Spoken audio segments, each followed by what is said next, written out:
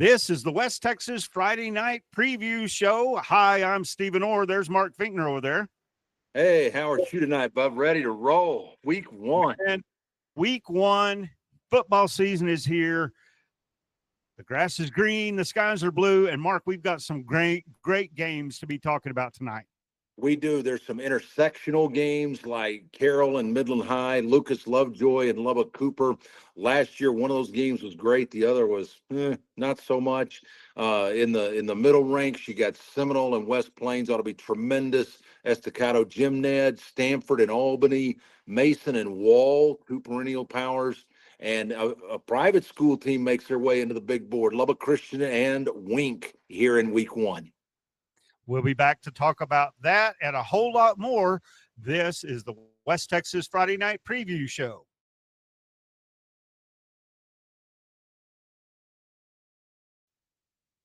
Welcome back to the West Texas Friday Night Preview Show. I'm Stephen Orr, joined by Mark Finkner. And Mark, week 1, your first set of quality matchups that we talk about every Friday night. And those top 7 games, there's really something to talk about. Let's start right at the top in 6A. South Lake Carroll taking on Midland. You think Midland has a chance here? I don't know about a chance necessarily, but how often do you get the state's number 1 team to come out this direction? Because inevitably it's one of the 4 major metro areas. Houston, San Antonio, Austin, or Dallas will have the number 1 team in the state in the top classification.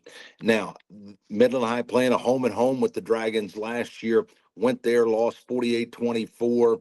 I think getting them at Broadband Stadium, you got a sliver of a hope, but man, South Lake Carroll, they're a machine. I mean, this was a team that a lot of people didn't really expect them to get to the state championship game last year. They thought this was the year, and yet they got there a year ago before losing to Austin Vandegrift in the 6A final. But I think it's just great that you have the number 1 team and that they're willing to come out and play somebody like Midland High. I mean, we're also seeing that with Midland Legacy, but they're going to the Metroplex for the 2nd year in a row to play Allen in their opener. But I think it's great. And if you get the opportunity, make sure you're at Astound Broadband Stadium for that one, because again, it's not often you get the number 1 team in all of Texas to come to this part of the state. The Lubbock Cooper Pirates, a team in my mind that's a little bit of a question mark. I mean, they're going to be good, but right. How good? They get a great test right off the bat with Lucas Lovejoy. You know, we talked about that last year in week 1, and the Pirates and Coach Chip Darden go in there. They get the touchdown late, win the game 46-43. Now they get Ty Dodge and Lucas Lovejoy, the Leopards, at Pirates Stadium, at First United Bank Stadium, and ought to be a great atmosphere for that one. It will be packed. I will be interested, Steve, to see how well the Lucas Lovejoy fans travel, because again, this is a long trip. The Metroplex teams aren't used to making a 5-hour jaunt this direction. So it will be interesting, besides family, how big a turnout both Carroll will have. I think they'll have a good turnout. But to say, all right, I'm going to dedicate taking a half day off work, leaving at noon, come this direction to play. I think that could be interesting to see really what kind of crowd they're going to have, because I think Chip Darden's team, yes, they do have some questions to answer, but I do think that this would big time. I think it's almost more helpful for Cooper versus them having to go to the Metroplex, because they've done that in the past. Lovejoy has not. West Plains, another team that is just, man, talk about a rocket start for a brand new school. They're number 2 in the state, but they start their season against a Seminole Indian team that knows how to win and knows how to play good teams. And these 2 teams not strangers at all. Well, and remember what happened last year. You know, we thought, okay, at Wigwam Stadium, this was going to be a close game, right? Tight, 2 teams. They spread you out. They could throw the ball all over the place. 2 great quarterbacks, Reed Macon, Wyatt Holstrom last year. And it was all Seminole, winning 56-21. That was the wake-up call that West Plains needed. Now, granted, they didn't run the table after that, but they were outstanding. And now having Reed Macon in their fourth year, I think Seminoles got their hands big time full. I think West Plains gets a bunch of revenge in week one, but I think it could be a very entertaining game. I could see the total in this one. Not that I'm going that direction with this show, but I'm saying you could see another game where you could have 70 or more combined points just because these two offenses are explosive. Lubbock Estacada on the road go down to Tuscola to take on Jim Ned, perennial powerhouse. But Estacada, just a really flashy team. This has the makings for a barn burner. Well, it could. Now, to me, I think this is going to be very similar to the game that they played at Lowry Field last year in week one that Estacado won 14-7. I think we're going to see a lot of good defense. Estacado, there's talk that Eric Ward now in his second year that his freshman son may be the starting quarterback in this game. There's some of that talk going around. Lefty's got, he's been around the game his whole life because of his dad. And I think Estacado's going to try to spread you out more, but they've always got good skill. But I do think this is going to be more of a low-scoring type game. I think if either of these teams get to 21, they're going to win. I think the candidate for game of the week on our board is Stanford at Albany. Wow. What a way to start your season. Oh, no doubt. Now, last year, this was a very one-sided affair. Stanford just taking Albany to the shed. I mean, how often have you said that ever in the last 20-plus years? Would you say that about Denny Faye's team? But, yeah, Albany got sent to the shed last year. But, of course, Stanford, what a run they had under Coach Hutch. They get to the state championship games 50-6 last year. That's not going to happen again. I do expect this to be a much more competitive game, although I still think Stanford is the favorite in this one. But I do think, but it's not going to shock me or even surprise me if Albany wins. Well, and Albany has them on their field. They're not going to let somebody come into their house and run them out, especially with America. Agreed. I think this is a game that could be like 35-28. I could see that real easy. You got, and here's another one. Wall, number 3 in the state this year, improved over what they were last year. A Mason Punchers team that just has that tradition and whatever. New coach, a little bit of uncertainty, but still a great ball game. Wall has won 5 of the last 6 in this series, and I think it's great that those two teams play each other. It hasn't always been the season opener, but it has been the past several years. Now, the road team has won the last couple of years. Wall winning last year 28-6 at the partial Puncher Dome. Of course, it was blown off. But hopefully with all the restorations they've made there now, that it's more back to the prestige that the Puncher Dome is there at Mason. But I do think Wall, the better team here. Mason with a new coach and Michael McLeod will be interesting to see how they perform. But I do think I think Wall by a couple of scores here. Really quickly, Lubbock Christian travels down to take on number 6 Wink. That ought to be a heck of a ball game. Lubbock Christian's number 2 in the privates in Division III. Coach Softly, great job that he continues to do there. They beat Wink last year 40-29. Brian Gibson's team going to be locked and loaded. I think, to me, I see this one like a 17-14. I think it's going to be a lot of defense in this one. All right. Well, when we come back, we're going to take a look at your regional matchups right here on the West Texas Friday Night Preview Show.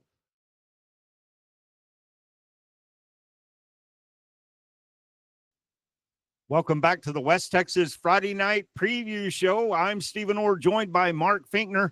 Mark, this is the time when we take a look on the South Plains, the Lubbock area, and some really good games there. Let's start talking about Idalou taking on Sweetwater, and let's think about this game last year and how does that play this year? Because last year at Olin Riddell Field in Idalou, Sweetwater got down to that 21-0 lead. And everybody thought, oh, boy, oh, man, this is over. Idalou says, not so fast. And as they come back, they score the last 25 of the game and win 25-21. Now they play at the historic Mustang Bowl in week one there. This to me is going to be it almost made my top big games in my second tier. But man, I do think this is going to be a really, really good test for both teams here in week one. Sweetwater with a new coach and Brian Hodnett, they're picked to win their district. Idalu's picked to win their district. This easily could have been in the top 7 this week. I mean, we've got to me, Stephen, this is one of the more loaded ones that I can ever remember. But I do think Idle Sweetwater are going to be a lot of fun. Again, another one of those that I think will be close throughout. I'll be surprised if it's not more than a touchdown one way or the other.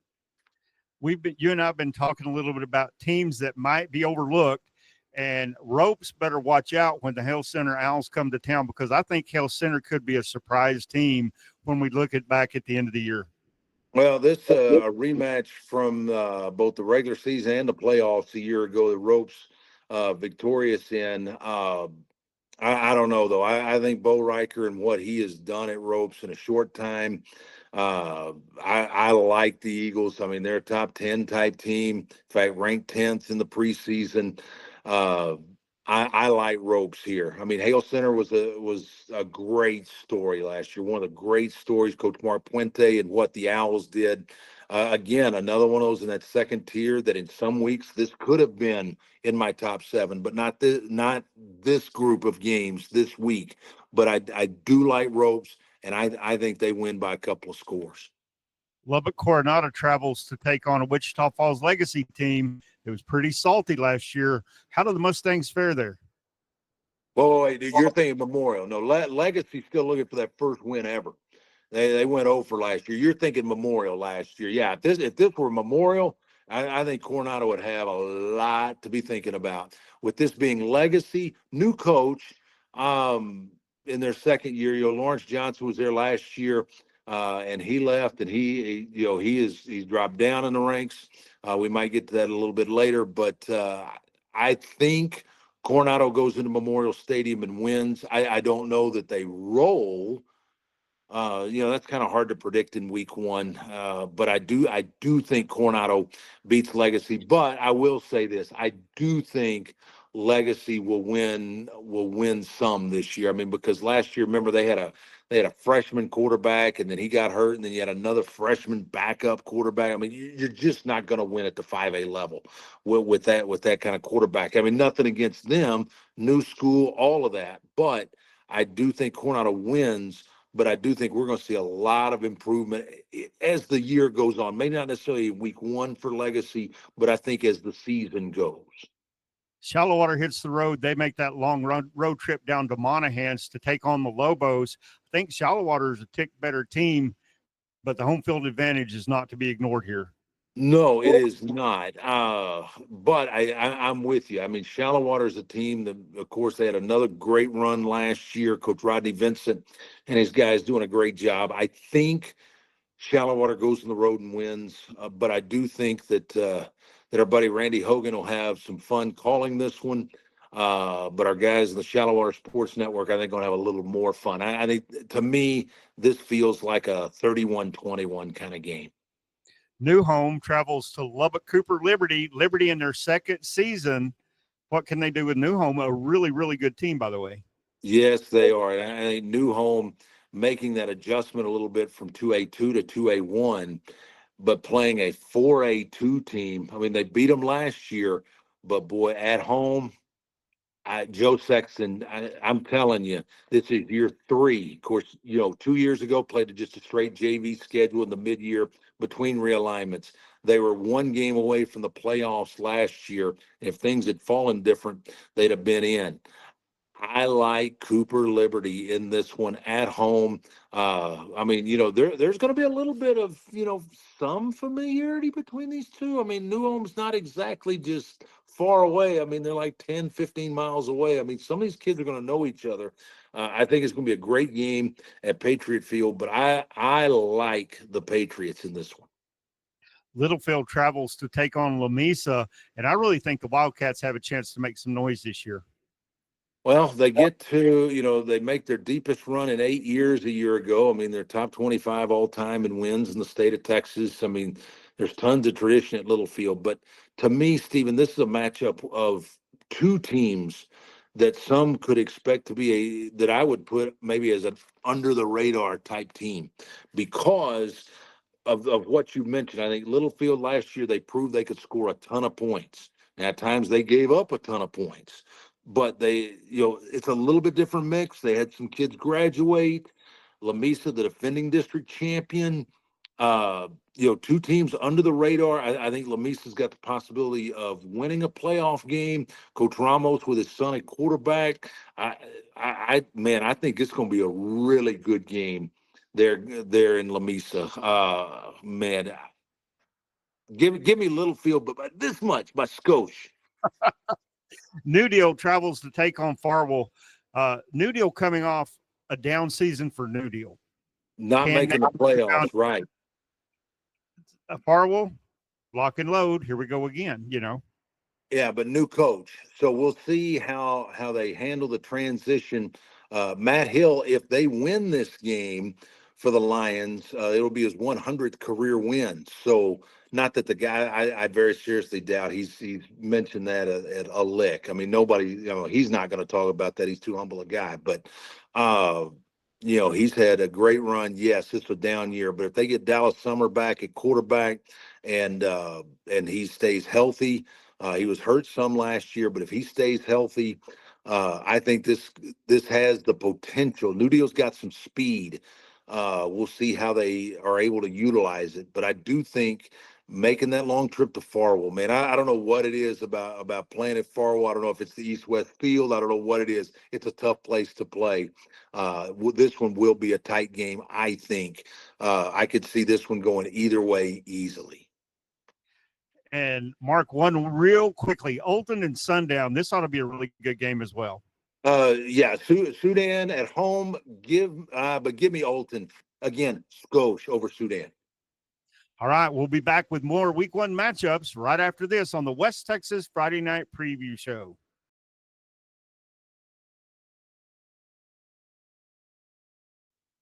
Welcome back to the West Texas Friday Night Preview Show. I'm Stephen Orr, joined by Mark Finkner. And Mark, it's time for a look at the Permian Basin. And you've got a dandy right there at the top. Midland Legacy taking on Allen. How's Legacy going to do there? Yeah, it's interesting the fact that Coach Clint Hartman decided to play Allen instead of a home and home. It's a away and away. Playing for the second straight year in Allen at that mega stadium there. Man, the Eagles, and they are loaded again. This will be a tough test for Midland Legacy, no doubt. But of course, his schedule, we talked about it some last year, in that non-district portion that is really, really tough. I think Allen ranked as high as 7th. Midland Legacy, as they rank them in 6A, they were like at 40. So, and they were the kind of the pick in 2-6A. So, it's definitely a barometer. But I think Allen, if they're playing well, the state's biggest high school, they've got the most kids to choose from of any school in the state of Texas. And I think to some extent it shows. And I do think that Allen takes care of business here, but I do hope that Midland Legacy puts up a good fight in this one. When we move on down, Odessa travels up to take on the Sandys. The Broncos again trying to rebound after a pretty tough season last year. Lots of injuries there, taking on a really good Amarillo team. When Odessa High lost Mikey Cota to injury there near the end of the regular season, that really took any hopes of trying to get that 4 seed out for the Broncos last year. So now they look at this and, just kind of a fresh start for Eric Hartman and his guys there. So we'll see what they have up for grabs here. But I think Amarillo High wins this one. It is surprising that this is the 60th meeting all time between these two, and Odessa High leads the series. Not a whole lot of people can say that against Amarillo High, one of the all-time leading winners in the state of Texas with over 800 career wins all time for the Golden Sandstorm. And I do think there will be blow, sand, blow in this one. I don't think it's a blowout because I think Odessa High, just in sheer numbers and some things they can do will keep it competitive. But I do think Amarillo High wins. Permian on Saturday takes on Plano. That's a pretty big bill week one. Man, I'm telling you, if I was a part of Mojo and you're getting to play at the Star, Stephen, I didn't get to go inside this summer, but I got to drive up and look around at the Star. It is huge. And, could peek in. Of course, all the doors were locked. It's on a Saturday. And my wife and I were in the Metroplex there near the end of June. And we just drove by and looked. And, man, you look inside. And think about this, all those Frisco schools, they play their games there. It's just the indoor facility seats 10,000. I mean, think about that a minute. The indoor facility where the Cowboys practice and they play games seats 10,000 people. And there could be 10,000 there. I guarantee you there's going to be a lot of Mojo black and white at that game. I think Permian's got a legit shot to win this one. Fort Stockton looking to take the season openers. They take on San Angelo Lakeview, a new regime there, but the Panthers have been pretty good over the last few years. Yes, they have. This has been their best 3-year stretch in school history. They've won 28 games in the last 3 years, and new coach DJ Howe, who just 2 years ago was coaching 6-man ball in Miami and doing a great job with the Warriors, got them into a regional final 2 years ago, then takes a job at Sterling City and then gets the big jump from 2A2 to Class 4A in Fort Stockton. And see what he will implement. The coach Jeremy Hickman had there could have a chance to do some very nice things there at Fort Stockton. For San Angelo Lakeview, a young team a year ago, they've got some talent at quarterback. They've got some talent at the skill spots. I think this is going to be a closer game than people think. If it were a year ago, I think Fort Stockton hands down. This year, to me, maybe not necessarily toss of the coin, but it wouldn't surprise me if the Chiefs fully upset. Midland Greenwood starts off at home. They're looking for a win. They get Childress in the opener, and boy, this is a team that won 10 games a year ago. Greenwood wins the district. I like the Rangers, and I think they've got a chance to do some really good things again. And I think they take care of Childress. Consider Childress making the long haul. That's going to have an effect. Give me Greenwood in the opener. Monahans, the Lobos host the Shallow Water Mustangs. Monahans, a team that, for their standards, was down a little bit last year, looking to rebound, and they're going to get a good test from Shallow Water. That they are. Even though Shallow Water making the long trip, I think it's going to be a tight game. I think it's going to be a really good game, fun, entertaining type game. But I like Rodney Vincent's Mustangs to take the opener here. We've got Stanton taking on Crane. The Golden Cranes looking to maybe play a little bit better ball than they did last year. That's one of those districts where they play the round robin and they play everybody twice. And there was a tri-championship. 3 teams were 4-2, including Crane a year ago. They've kind of been somewhat the standard. So to your point, Stephen, for them not to win the district championship outright was a little bit of a downer for them a year ago. But Stanton on the rise. So, again, I think it's going to be a good matchup at El Ave Stadium. And, I think a tight one in this one. I could see it going either way. Odessa Compass Academy, a bit of a sentimental favorite for me, as they really elevated their game last year. They're going to start off against Sterling City. That's a pretty tall order, but let's see what Odessa Compass Academy can do. Indeed. Let's see what they can do. But also at Sterling City, the new coach is Keelan Luker, the former Stephenville product, who is one of the great quarterbacks in that long lineage there under Art Briles in the late 90s. And, having an opportunity to become the head coach, I mean, his is a real interesting path. It's not the traditional path by any means. Take some time and research his path. But I do think you're going to like what you see there I think Odessa Compass is going to be the team to take care of business in this one. And real quick, Steve, before we get out of here, Cahoma and Fort Sand playing in Big Spring. I love this game. Two teams very close. They just meet there at Memorial Stadium play. I think that one's going to be a lot of fun. All right. When we come back, we're going to take a look at a lot of six-man action. This is the West Texas Friday Night Preview Show.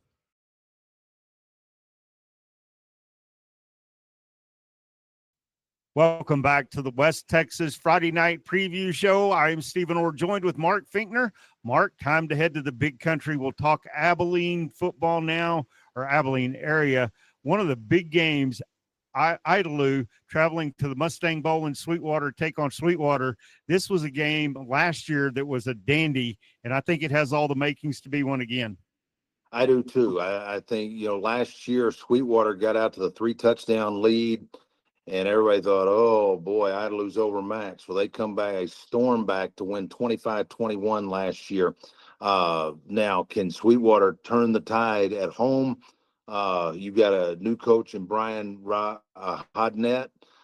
You've got Clay White at Idalou, who's just continued to roll along after what Jeff Lofton and before him, of course, the great Johnny Taylor have laid down there at Idalou, and they just keep winning. These are two teams that could both be district champions by the time it's said and done. In fact, some people are predicting that. So this ought to be a lot of fun at the Mustang Bowl. I do think it's going to be a very similar kind of game. I don't think you'll have quite the swings that you had in last year's game, but I do think it'll be tight, and I think the winner will have to get into the mid to high 20s at least to win. The Roscoe Plowboys travel into Abilene area to take on Hawley. Roscoe with a new coach, Hawley trying to rebuild a team. Well, and Hawley's had such a great run here, and Coach Mitch Abels does have this is for the first time in quite a while. And you don't even want to say it's a rebuild. I mean, he's wanting to reload. I mean, they're still ranked in the top 20 in the state. It's just they're not 1, 2, 3, 4, 5. They're 19. So some people think, oh, this is going to be a really down year for Hawley. Yeah, a down year might be 8 or 9 wins. And I do think they win at home against Roscoe because, as you talked about, Jake Freeman had been at Roscoe. We talked about that as far as coaching changes. If you've been following us on social, to me, that was one of the absolute travesties. But Jake Freeman falls up, and he's like one of the top assistants at Hardin Simmons. So great for him. But I do like Hawley in this matchup. I could see him winning by a couple of scores in this one. Abilene High host San Angelo Central. Abilene, of course, people have a very high opinion of this year. San Angelo Central was better than their record showed last year. When you go back and look at their games and the number of close games they lost, this has the potential to be a pretty nice game.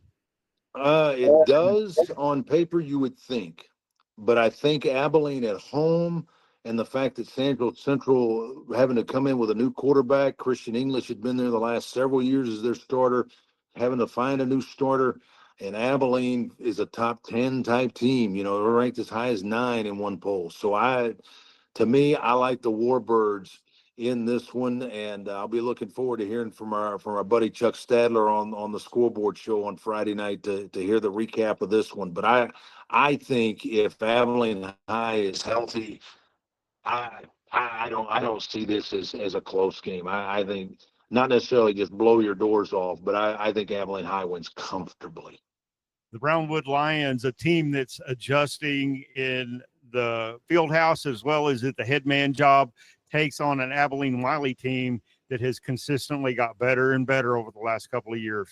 Boy, no kidding, man. With what Clay Martin has done there at Wiley, man, I am so impressed with what they've been able to do. I mean, they scrimmaged Abilene High last week, so they're wanting to test themselves right away. Brownwood, I think they've got their hands full here in week 1, especially, this is one of those, like Odessa and Amarillo last year. They were weathered out. They did not get to play last year down there in Brownwood. They waited and tried to get the game in. They just weather would not allow them to do so. So They didn't get a chance to play last year, but man, I think if Wiley is clicking, and boy, you don't say this very often about Brown, but I think Wiley taking them to the shed. The Cisco Lobos travel to take on the Clyde Bulldogs. Cisco in a bit of an unfamiliar position this year as they're really looking to have to rebuild a team. A little bit here, yes, sir. Now, but this has been a great matchup through the years. This is just about a 50-50 series. This is the 34th meeting between these two. There was a 1-point game last year. Clyde came back to win late, got a 2 and won at 43-42. I don't know that it's that high scoring this year. But I think it's going to be a close game, but I do think Clyde at home, I think you have to give them the edge. Stephenville travels to Midlothian Heritage. Stephenville, highly thought of again, I think ranked like number 4, number 5 in the state, stepping up in classification, but this should be a good game. And these two teams not that long ago were district rivals. They did play against each other for a couple of years in the same district in 4A1 before Midlothian Heritage went up to 5A2. They could play in Stephenville at the new stadium. They could play there. They could play in a pasture somewhere in between. Does not matter. I think Stephenville, again, not blows their doors off, but I think this is a comfortable win for Coach Sterling Doty and the Yellow Jackets. Dublin and De Leon face off, and De Leon looking to continue that high-powered, high-octane offense. Heston Jobe is one of the premier players in the big country. Now, remember, this game had 122 points last year when De Leon beat Dublin 79-43. Now, obviously, that's not going to happen again. But I do think De Leon is a team that will be a tough out as long as Jobe is healthy. I do like them, obviously, in this matchup at home against Dublin. And you watch those Bearcats, they may end up holding the gold ball at the end of the season. Abilene Christian decides to test themselves early, taking on a perennially tough Jonesboro team. Coach Eddie Gonzalez, sometimes he has a hard time finding teams to play them just because of their reputation at Jonesboro, with what they've done. I mean, we'll talk about this more later in the year, but they've won 28 straight district games at home. They haven't lost a home district game in 16 years. I mean, that's how dominant Jonesboro has been. And Abilene Christian, of course, year before last, they were on the precipice of winning a state championship in the private school ranks. So, they're testing themselves, no question. But I think Jonesboro are going to get a test here. But I do like the Eagles to beat Abilene Christian in this one. All right, Mark, going to take a quick break. When we come back, we'll have more Week 1 matchups for you here on the West Texas Friday Night Preview Show.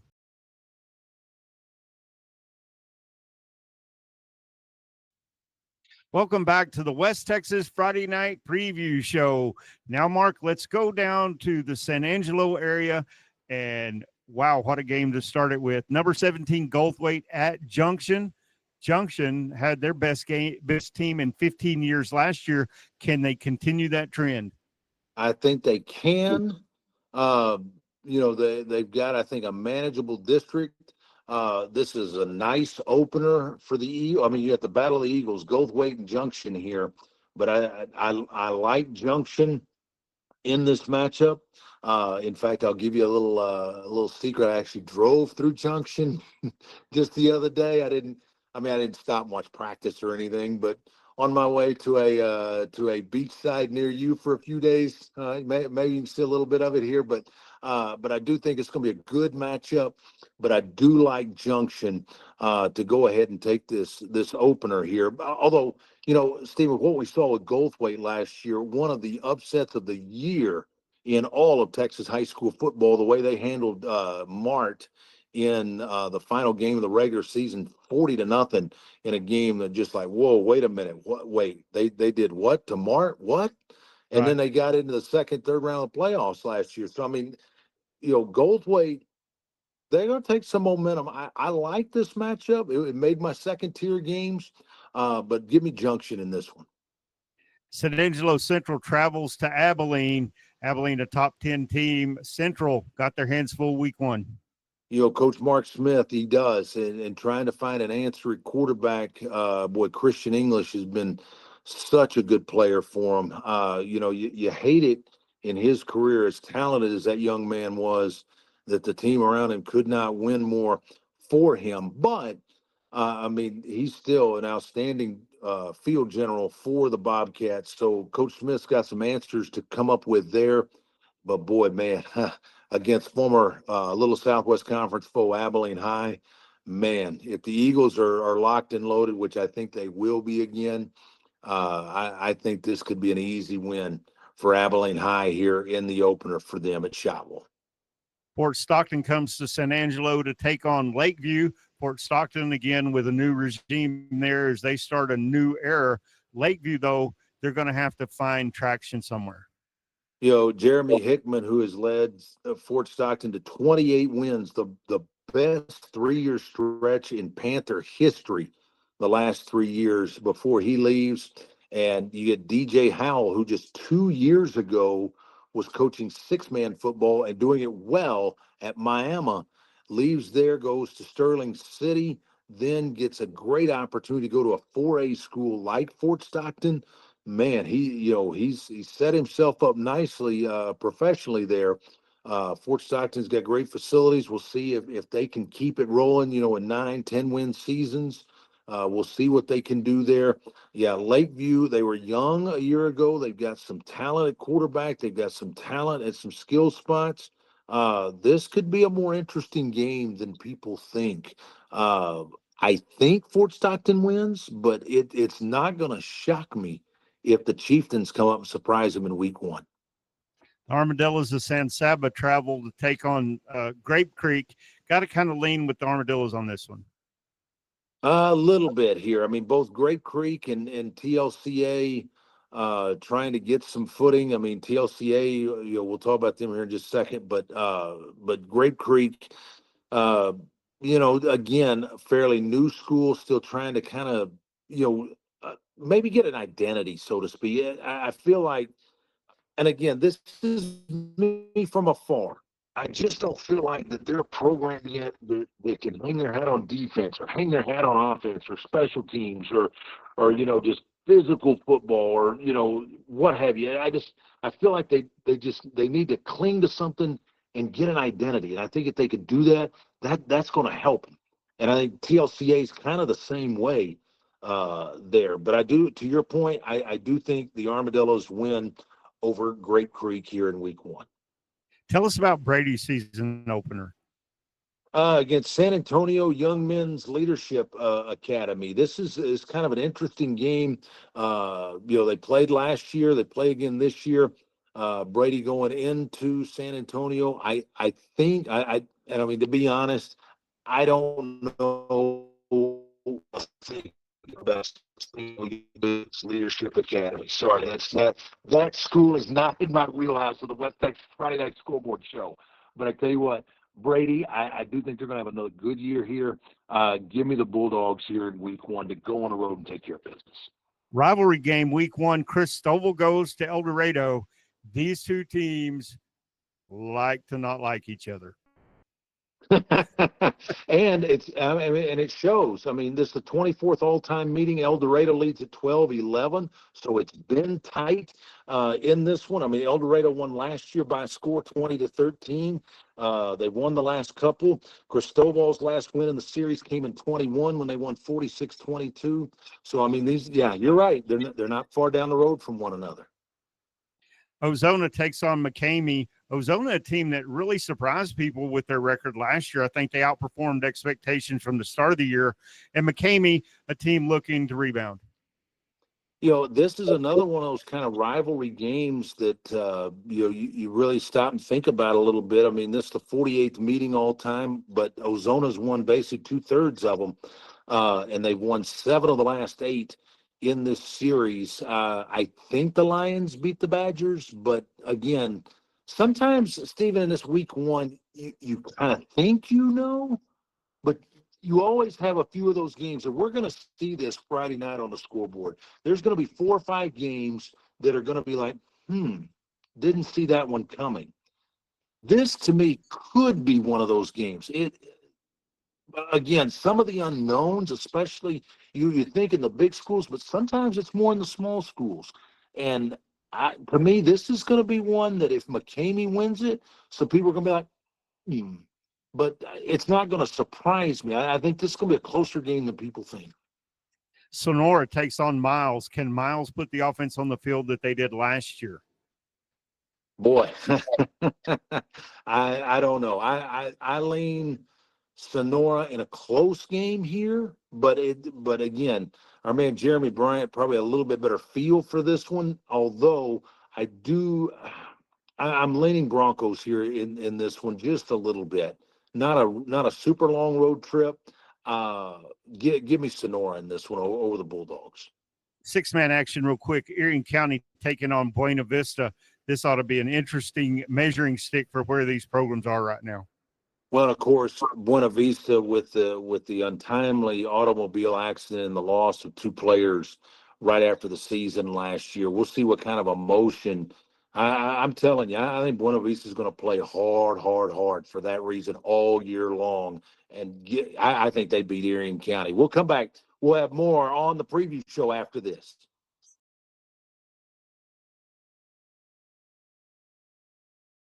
Welcome back to the West Texas Friday Night Preview Show. I'm Stephen Orr, joined by Mark Finkner. Mark, let's now go out to the Wichita Falls area. Some great games taking place out there as well. Excuse me, as we look at some of the first matchups, one of the ones that jumps off the page a little bit, it's an interesting story. Wichita Falls legacy 0-10 a year ago. Now they've got, year 2, new coach, new system, some things to work out. I think they're going to win some this year. I don't think they're going to be over. I don't know that they get it in week 1 against Coronado, but I do think this will be a competitive game for a while. I think Coronado ultimately, with just numbers and physicality, I think ultimately wear down the Leopards, and I think they win. But I do think Legacy with a good showing here for them in week 1. An interesting road game week 1 for Wichita Falls City View. They're going to go take on the Bridgeport Bulls.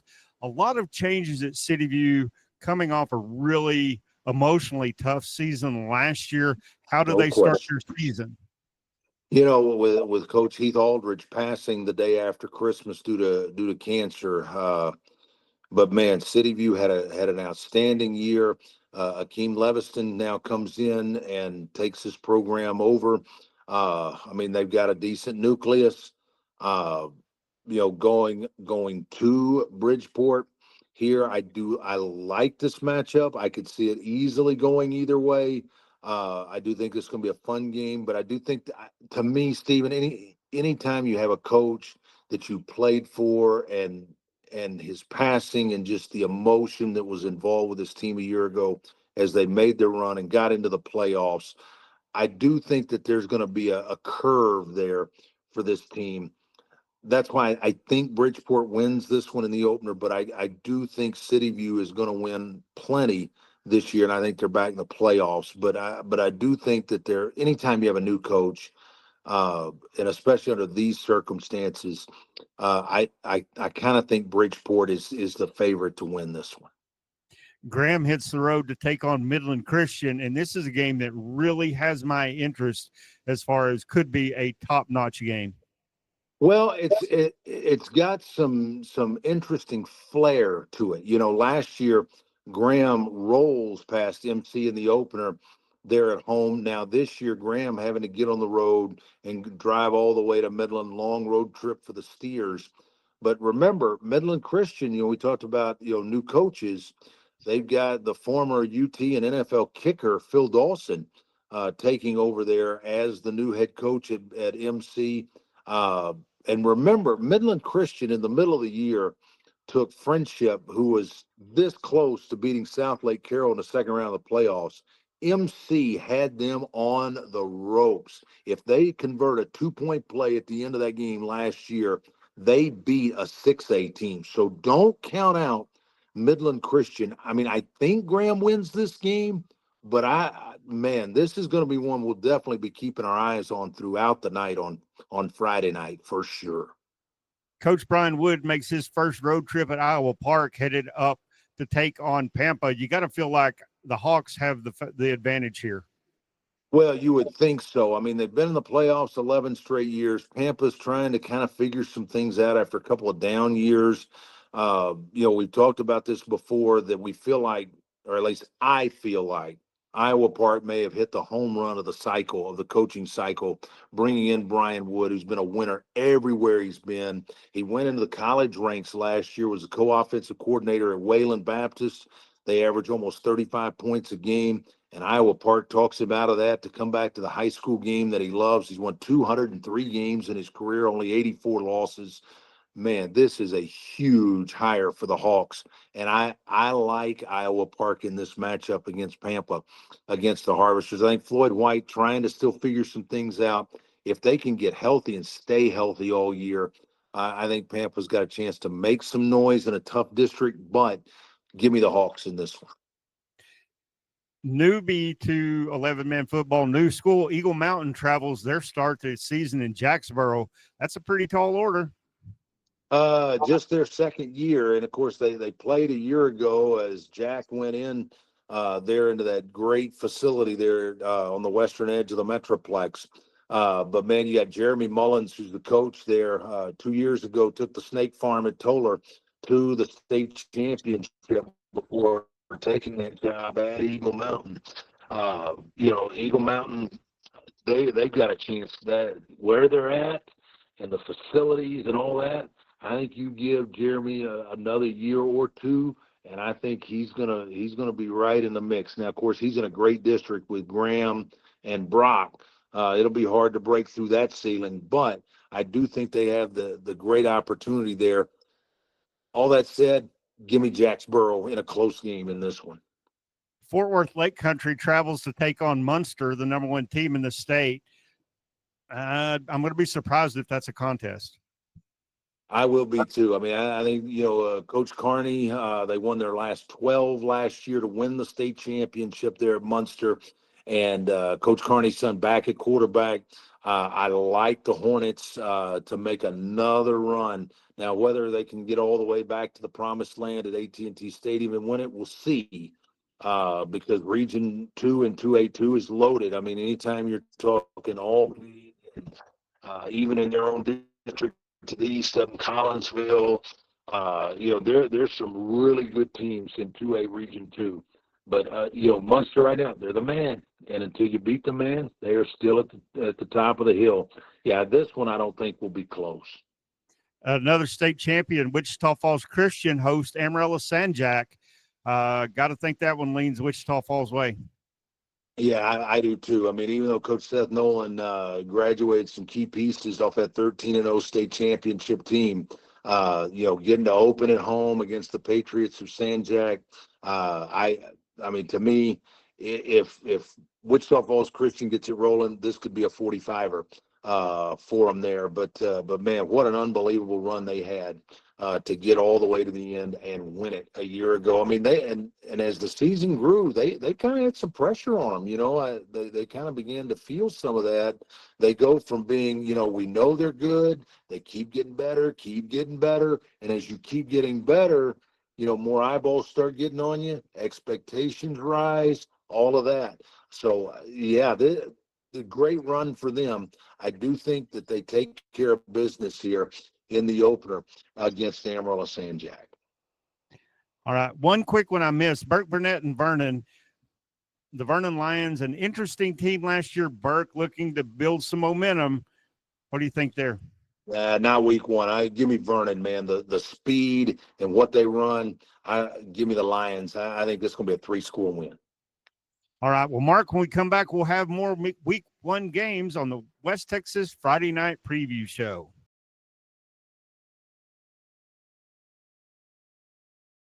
Welcome back to the West Texas Friday Night Preview Show.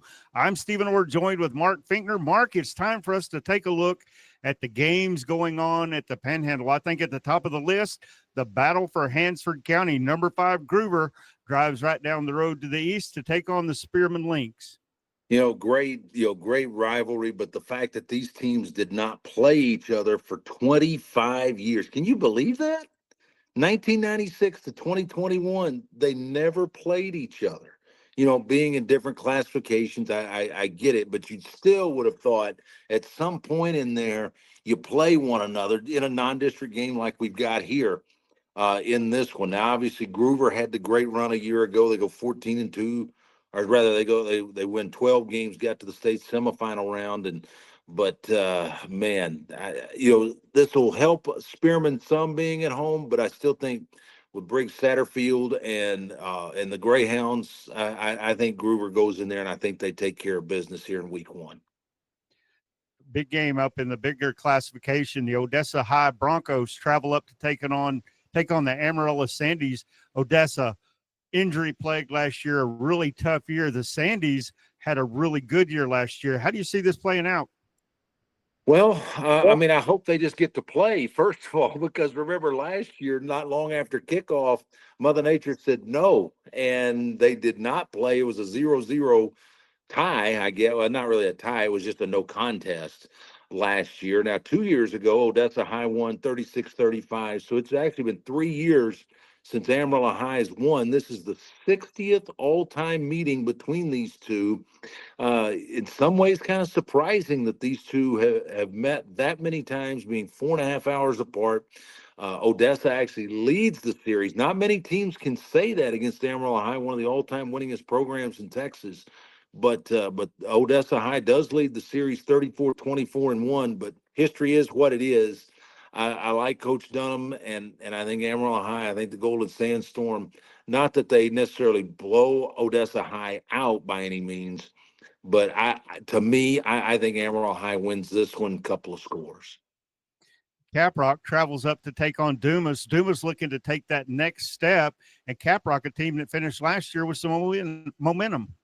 Well, they did. We just talked about one Coach Dunham. How about his brother Aaron at Dumas? I mean, this is kind of a rebound year, I think, for the Demons. In that tough district a year ago, not playing nearly up to their level or their capabilities or what they thought were their capabilities. So this will be a year, I think, for Dumas, I think, to kind of prove some things again, because Coach Dunham has done such a great job there through the years at Dumas. And I like the Demons here in week 1. I think Caprock will show something for Coach Freeman, but I do like touchdown for Double D, not early and often, but I think often enough for the Demons to get a win. Iowa Park, a playoff team last year. New coach Brian Wood, no stranger to the Panhandle. He brings Iowa Park up to take on the Pampa Harvesters, a team that's really looking to turn a different direction after last year. Well, they are, and I tell you, we talked about this. If you've seen our segment on YouTube about the coaching changes, and I think Iowa Park may have hit the home run of the entire cycle. How often, Stephen, do you get a coach to come in who's won over 200 games in his career? And I think Iowa Park, yes, they have playoff tradition. Yes, they went to the state semis in 19, but they've not, they've continued to run a playoff strings. They've been in the playoffs 11 straight years, but they really haven't done anything since that run in 19. But man, Coach Wood, to me, that's one of those teams that could be under the radar, but in a very tough district. But I do think Iowa Park will take care of business here. Pampa trying to get some things going. Max Neff has been hurt a lot for them the last couple of years, but hopefully Floyd White and Pampa will give them a good game. I think Iowa Park makes the trip, and I think they make it successfully. The Bushland Falcons host the Borger Bulldogs, and Bushland, a couple of questions to answer when it comes to quarterback, and Borger, a team that desperately needs to start hot. They do. When you talk about Borger and when you talk about Bushland, we talk about, in the college game, we talk the transfer portal all the time, players coming here, there, and everywhere. You don't talk about that in the high school game because it's not there. But once in a while, you have a kid move into a certain district. Now, I'm not saying that there's anything like that going on here. I'm not saying that at all. I'm just saying that Quade Ferris, the quarterback at Bushland last year, threw for 3,600 yards, had a great season at Bushland. His family moves to Lubbock, and they are in the Friendship District. Chance for Jay Northcutt to plug and play Coach Ferris. So to your point, Stephen, Bushland has an answer. They've got to come up with an answer quarterback. I think this will be a somewhat competitive game, I think, but I do like Bushland to come out on top in this one. I think Coach Reynolds will find some answers. The Canadian Wildcats host Elk City, Oklahoma. Canadian, long winning streak there, but they need to start on the right foot. Well, and Coach Cavalier and the Wildcats, this is a kind of I don't want to say, a proving year, because we know what Canadians done for the past 2 decades. I mean, all they do is win and win consistently. I mean, last year was seen as a very down year for them, but they were still district champions. They still got to the regional finals before losing to Wall. I mean, I think this is another team that could be a Final 8 type team for Canadian. But Elk City has been one that they beat them once in overtime recently. This is going to be a good test. I think Canadian wins. I think it's going to be high scoring, and I think it's going to be close. But give me the Wildcats. The Tulia Hornets travel to take on the Floydada Whirlwinds. The Whirlwinds low on numbers, looking to get off to a fast start. Well, and these two, for a long, you go back in the history books. I mean, this series is just about even. This is unofficially the 67th meeting between these two. I think Fred Jordan and Tulia come out on top in this one, but Floydada playing at home, wanting to get off to a good start. To me, this is going to be, in my mind, kind of a feel out kind of game. I think this is a 14-7 field position kind of game. So, and real quickly, about 30 seconds left. Abernathy travels up to take on Stratford. This ought to be a heck of a ball game. It will be. Abernathy, I think, will give Stratford all they want, but I think Stratford will give Abernathy all they want. Close game. I like the Elks, though, by a score. All right. Well, Mark, when we come back, we're going to take a look at 6-man action and some more games that we've got highlighted here on the West Texas Friday Night Preview Show.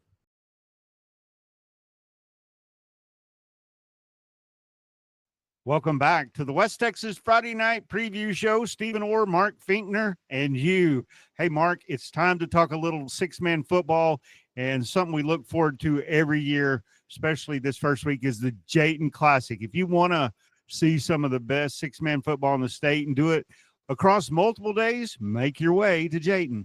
Absolutely, man. What they've done at that facility and what they continue to do there. And of course, doesn't hurt that they're a 15-0 state champion team from a year ago. I mean, the 2 games on Friday night, Strawn, state-ranked team, taking on Valley at 6, followed by Klondike and McLean at 8, and then not 1, not 2, not 3, not 4, but 5 games on Saturday, spaced out beginning at 10 a.m. St. Joe and Follette. St. Joe had a great year last year. Follette, they've been to the state championship game several times. Knox City and Cherokee. This is one I'm looking forward to, this game at 12:30 on Saturday, because I do think Cherokee the favorite in this one. I mean, they're around the top 5 in the state Division II in 6-man. I think the Indians win, but Knox City, they played well the last couple of years, had a couple of key guys graduate, so we'll see what that game has to offer. Then you got Bryson and Garden City in the middle of the afternoon at 3, Borden County and Crowell at 5:30, and then the nightcap. Stephen, kind of give me your thoughts when you hear May versus Whiteface, 8 o'clock Saturday night. What are you thinking? Barn burner.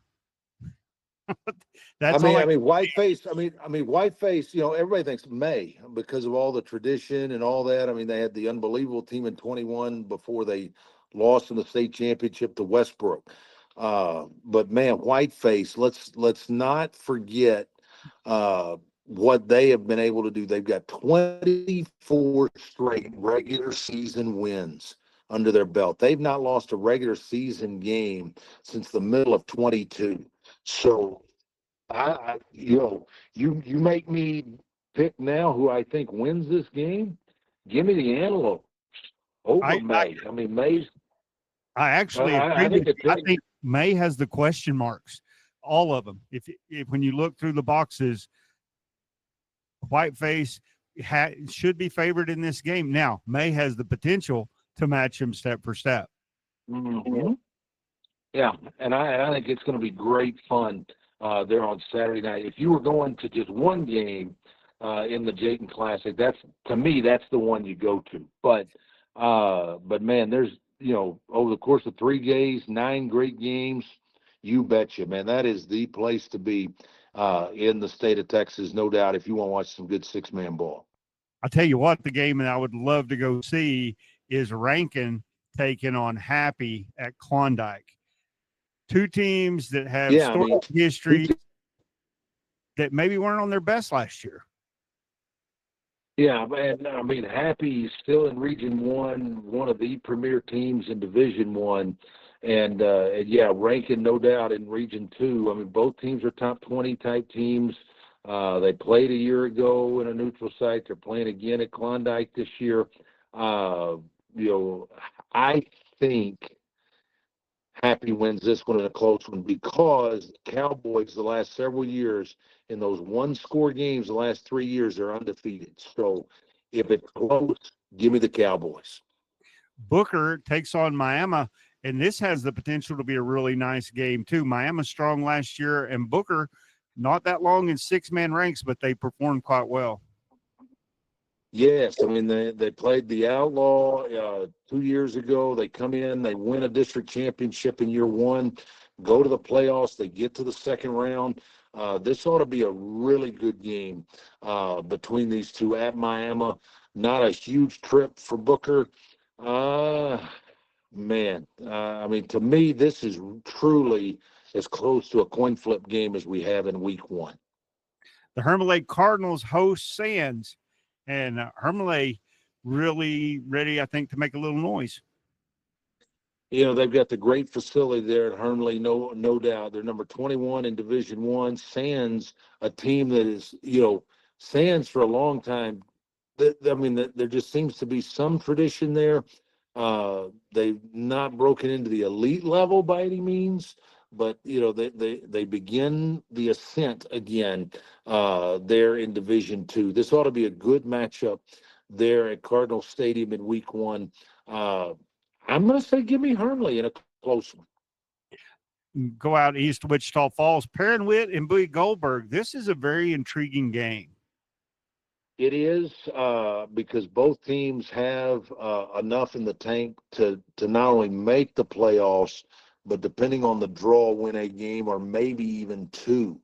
So this is a very intriguing game. Perrin-Witt, the Division 1 team, give me them, even though they're on the road at Bowie Goldberg. I like them.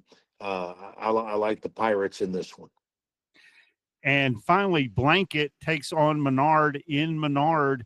How do you see that one playing out? We've talked over the course of this that there were 2 other games that were weathered out last year. This is one that was weathered out, but they got into the second quarter. They were tied at 14, one of only 3 tie games in the state of Texas last year. The other ones, Odessa and Amarillo High and Brownwood and Wiley were considered no contest last year, so they didn't count in the standings. This game did count in the standings, and this was one of 3 ties in the state of Texas a year ago. 2 teams that are both right around top 20 in the state. On paper, I think Menard maybe, but something tells me that Blanket may just win this one. I just truly gut feel, have no real feel for it one way or the other. I just think this may be one where Blanket wins. Mark, about a minute left. When we look across the 6-man landscape, who are a few teams that you have your eyes on that you think could really pop? Man, I mean, when you start looking, I mean, obviously you can't start and stop without saying Gordon and Jayton, the defending state champions. Obviously, you look at them for very obvious reasons. Both 15-0, both were dominant in their run. In fact, Gordon, historic dominance a year ago. What are they going to be able to do, having to play all 10 games on the road because of the tornado that hit their stadium in late May? And the fact that Gordon has such a hard time getting games, they're playing two 11-man games this year. In fact, they had a 6-man scrimmage, and this past week an 11-man scrimmage because, hey, you got an 11-man game coming in a few weeks. You got to get ready for that. So those are the two I look at. Obviously, Richland Springs is another one out there as well. All right. When we come back, our final thoughts. You're listening to the West Texas Friday Night Preview Show.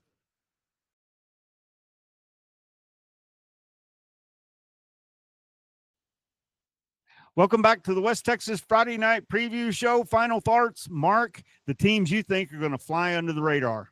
Yeah, here are some teams that I think could finish better than what the prognosticators think. In the Amarillo area, I like Hereford. I like Dimmitt with Coach Jimmy Arias, new coach there. I mean, had great success at Friona.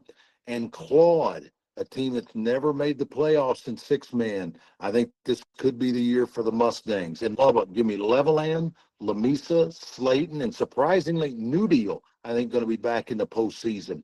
In the Midland area, give me Midland High. Watch out, Thad Fortune. He's had some good fortune the last couple of years. And Fort Stockton. And in Wichita Falls, give me Memorial, City View, and Vernon. Abilene area, Anson and De Leon. And the San Angelo area, give me those Owls of Reagan County. All right. That's going to do it for this week. We'll see you Friday night on the Scoreboard Show.